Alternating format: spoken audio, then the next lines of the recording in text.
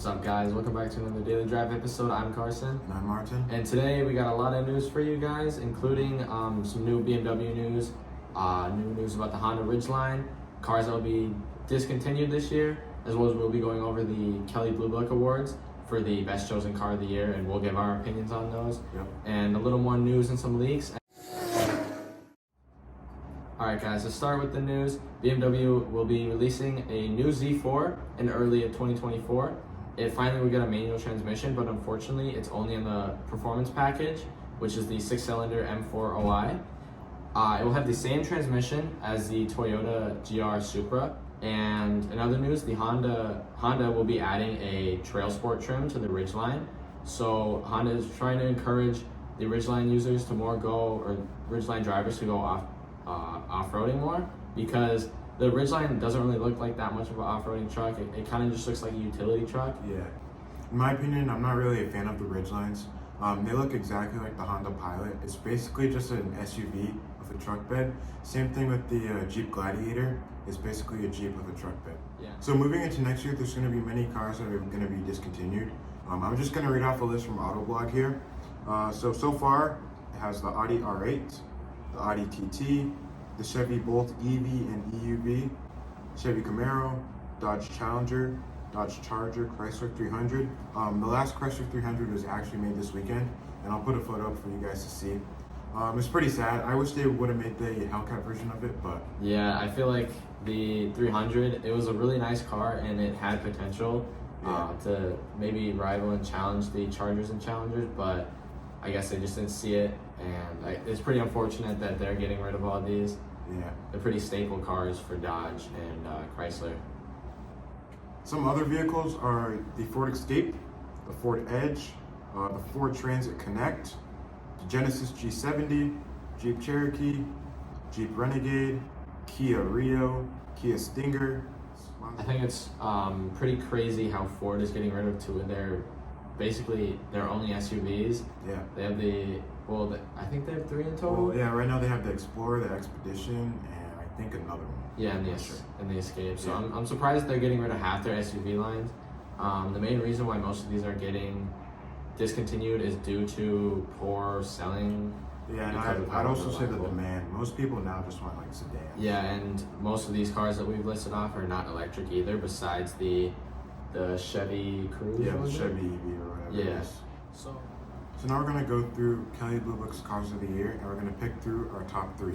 And we have 3 sections. We have the mid-size car, the full-size SUV, and the mid-size trucks. And we're going to put all these on the screen for you guys to see as well. So, starting off in mid-size cars, I'm going to choose the Toyota Camry, specifically the TRD trim. Alright, and for my mid-size, I'm actually going to choose the Toyota Crown. I really like the look of it. I feel like it's pretty spacious for a mid-sized car.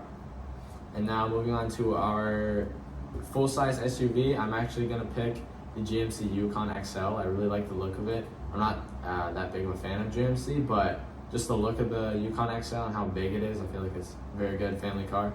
I'm going to choose the 2024 Toyota Sequoia TRD Pro to be specific. It's just an off-road car, and I love the way it looks, especially in the orange color with the beefy tires. I just love it. And then for our last one, our mid-size truck, I actually have 2. I can't really pick through them. I have a GMC Canyon. Again, I don't know what it is with the GMCs, but I guess they're doing really good this year. I saw one at work once, and it just looks so nice looking at the Canyon. And my other one is, of course, the Toyota Tacoma. You can't really go wrong with the Tacoma. When I was in Hawaii, there was Tacomas everywhere, and they're all lifted. Yeah. So it would be one of those 2. I'm going to choose the GMC Canyon just because it's faster than the Tacoma and looks better overall. Yeah.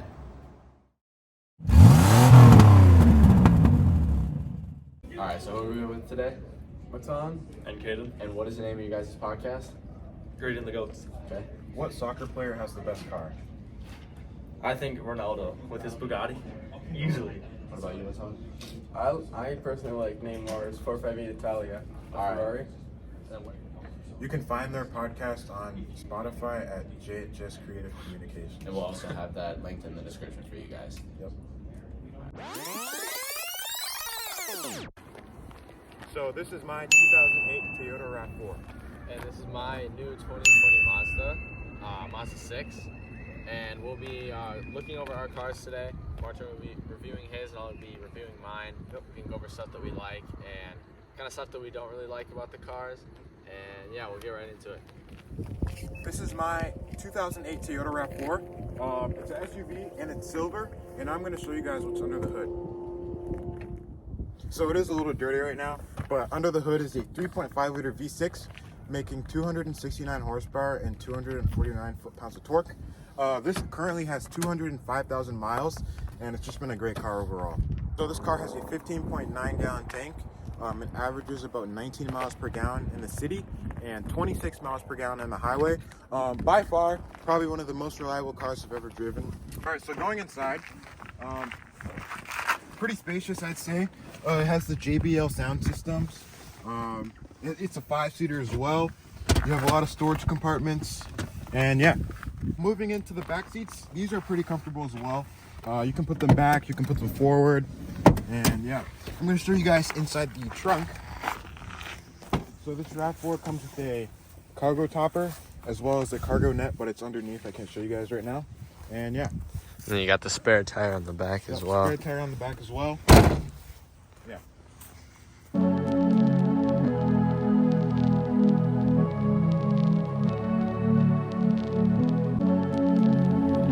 Alright guys, like I said, this is a brand new car to me. I just bought this 2 days ago. I used to have a 2007 Acura TL. It had too much problems though, so we ended up getting rid of it and buying this. It cost me around $17,000, and I just, so far, the first few drives, I really love it. It's super clean, super sleek. Everything is basically perfect on it. It does have 72,000 miles though. That's the only really big issue that I have with it. And it has under the hood a 2.5 liter 4-cylinder, and it's pushing around 187 horsepower, and it makes around 26 to 30 miles per gallon. And so far I haven't had to fill it up once, although I've had it for 2 days. But I'm pretty sure this is gonna have some great gas mileage from it being a 2020. And we can go look inside.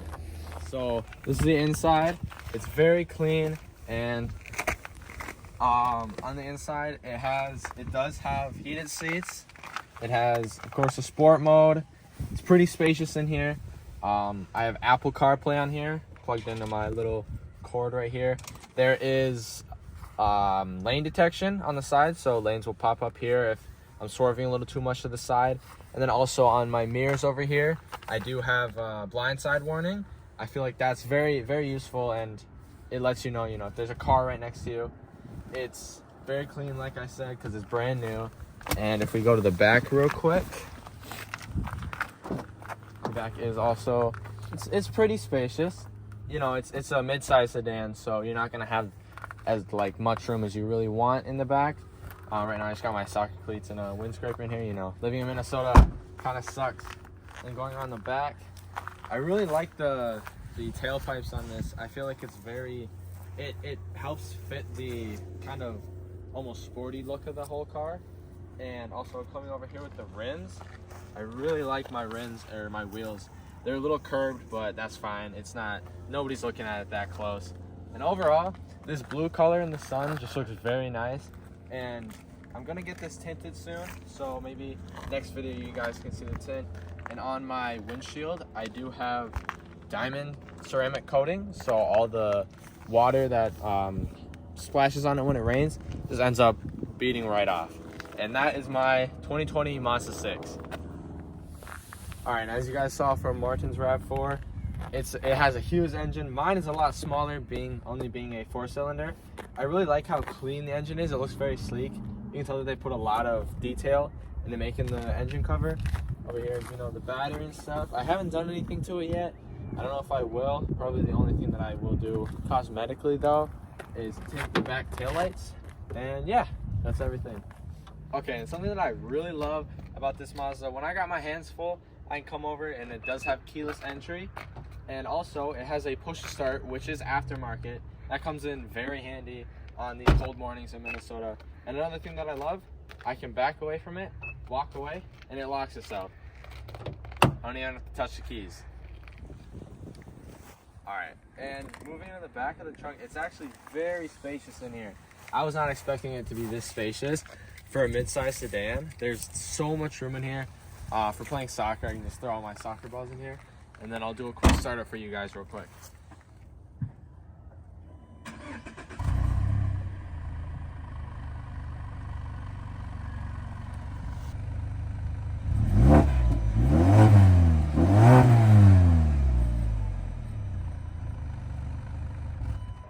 Alright, well, we hope you guys enjoyed this video. I know this is a lot of news for you and some brand new stuff that me and Martin are experimenting with. Yeah. We hope that you enjoyed, and our new episode will be dropping January 10th. So make sure you stay tuned for that, and we'll see you guys next time. This was recorded in JHS, and all property goes to Jordan High School.